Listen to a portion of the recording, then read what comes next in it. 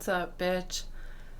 Okay, I know what you're thinking, so let's get it out of the way right now. Damn, I got fat, old, and kind of ugly. Okay. First off, this is an oversized shirt, I'll have you know. And what you should be saying is, damn, I got sober, married, and had a kid. Yeah. So, pretty much the polar opposite of what you thought you would do. And those things aren't nearly as bad as you envision them in your mind right now, or what you see your friends experience. That will not be your experience. So, quite the opposite, if anything. So, don't get too down. On that note, looks aren't nearly as important as they seem right now.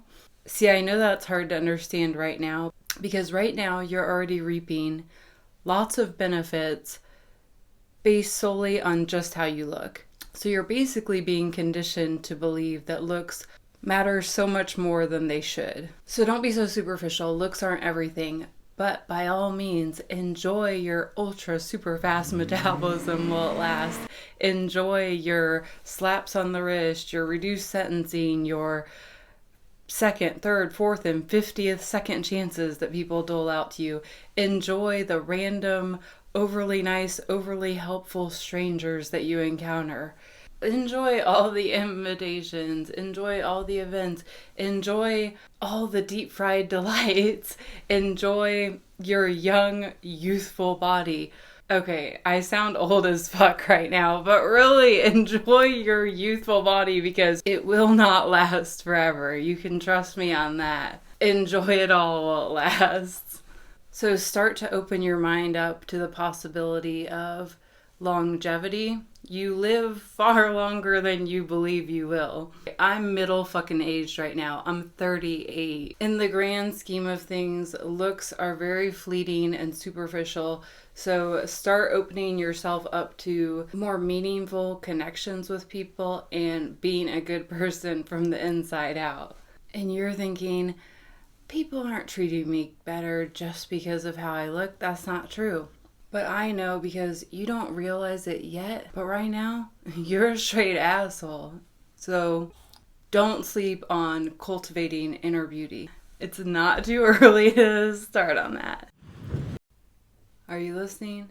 Okay. If you want to be an artist, in your heart you want to be an artist, don't let what anybody else says or believes about you, about being an artist, don't let it get into your head. Don't let it stop you. If you want to be an artist, try with everything in you to be an artist.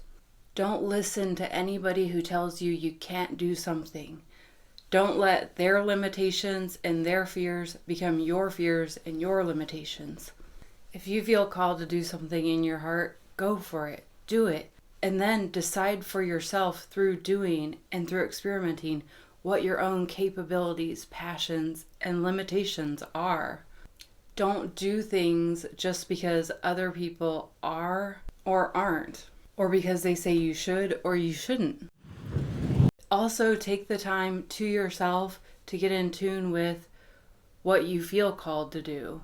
Make sure that you're having built-in time where you are just alone in your own thoughts. That can be really powerful. And then what you feel called to do, pursue it regardless of what other people's opinions and beliefs are on the subject. I have to break the news to you. You are a bit of a people pleaser. You want people to like you. You do things because you don't want to upset people or for them not to like you. You want to be liked. You want to be popular. You want to be accepted. To that I say, try to learn from people that criticize you, but don't live to appease your critics. Do not be a people pleaser. Stop being a people pleaser because you're not everybody's cup of tea, and that's a good thing. Because then the ones that get you are everything, and you can just let the others kind of fade into the background, fade into obscurity. Don't be so highly critical of yourself that it stops you from loving yourself. Stop looking in the mirror and saying, I wish my lips were bigger. I wish my ass was bigger. I wish my stomach was more tight. Stop looking in the mirror and pulling apart that little bit of body fat you have right now and saying, I'm fat, I'm ugly. Stop. You are not. You are not fat and you are not ugly. There is beauty in all of us. Learn to see and find the beauty within yourself. Learn to love yourself as you are, and learn to give yourself grace to grow into the person that you will become, that you're meant to become. So look in the mirror and say, I'm not that bad. Look in the mirror and say, I'm still young. Look in the mirror and say, I'm going to be just who I was meant to become. Look in the mirror and tell yourself like a goal you're going to do for that day. Today I am going to go for a run. Or today I'm going to give myself something nourishing. Don't throw up your food thinking that living off cocaine and booze is going to get you prettier and thinner. Don't think that's the answer. Food is not your enemy, and food is also not the answer. Focus on eating better quality foods more than you eat crappy junk food. Your brain will thank you for it. But don't deprive yourself of foods that taste good and pumping yourself full of drugs and things that make you not want to eat. Think instead of long term, think of exercise regularly, give your body nutritious, nutrient-dense foods, nourishing foods that are going to feed and fuel your body to hit those goals in a healthy way. You will benefit from that far more than just your exterior appearance. Okay, I saved the most important one for last, so I hope you're still listening. Do not underestimate the value of your health. All those drinks and pills and drugs you're pumping yourself full of now, it feels good right now, they're working right now, but it's not sustainable. You're going to have to pay later in the form of severe brain damage, irreversible memory,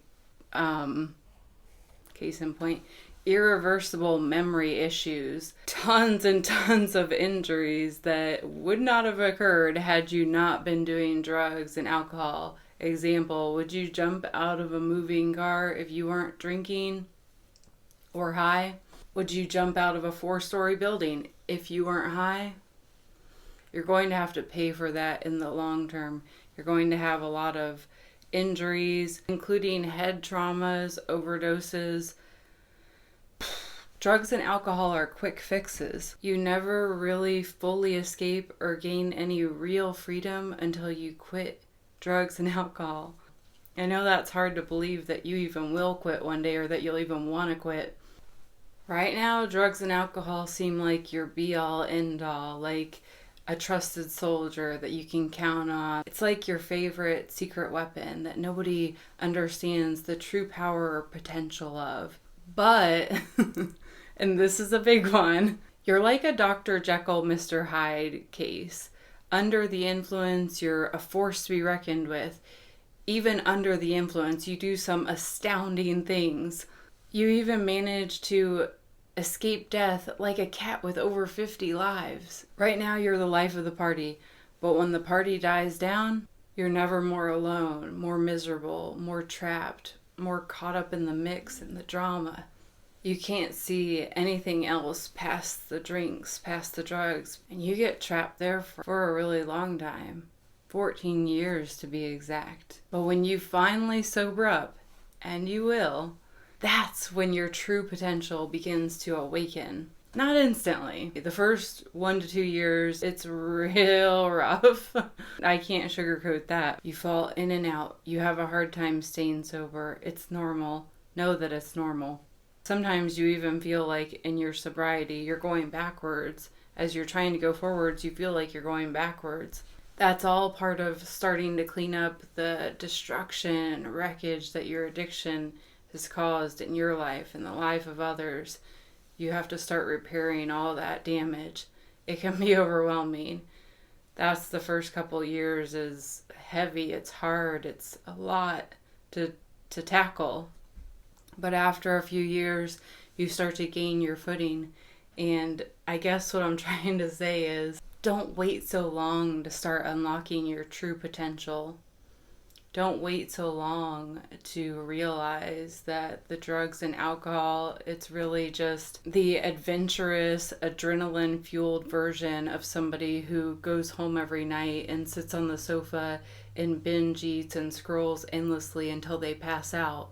Both are only a distraction from what you're fully capable of. Every quick fix, it just delays your long-term fulfillment. Drugs and alcohol, and sometimes food and technology, they fill you up in that moment instantly, but they leave you far more empty than you began once they run their course. For some reason, when you watch movies, you're very intrigued whenever they show a character shoot up drugs, and that's because later you decide to shoot up drugs and you think that it's, again, you think you found the answer to all of your problems. You think that, like, the world is opened up and you've discovered this secret lair that nobody else really knows about, and it's perfect for you. It's like your sweet little cocoon of comfort and bliss and ecstasy and complete, you think in your mind you're finding complete freedom and total abandon and a total escape. It's definitely an escape, but while you're escaping, it's like you're running downstairs into a basement and somebody's slamming the door shut, and then nobody knows where you ended up, and all you've really found is a ticket to straight hell. A ticket to straight hell and murder mysteries that nobody cares to solve. Do not stay in that world. It's bleak for a reason. Things don't get better. No rush is ever better than that first one. So walk away before you stop believing you can. Do you need a smoke break? Is this getting a little too wordy? Alright, let's do a part 2. Peace out.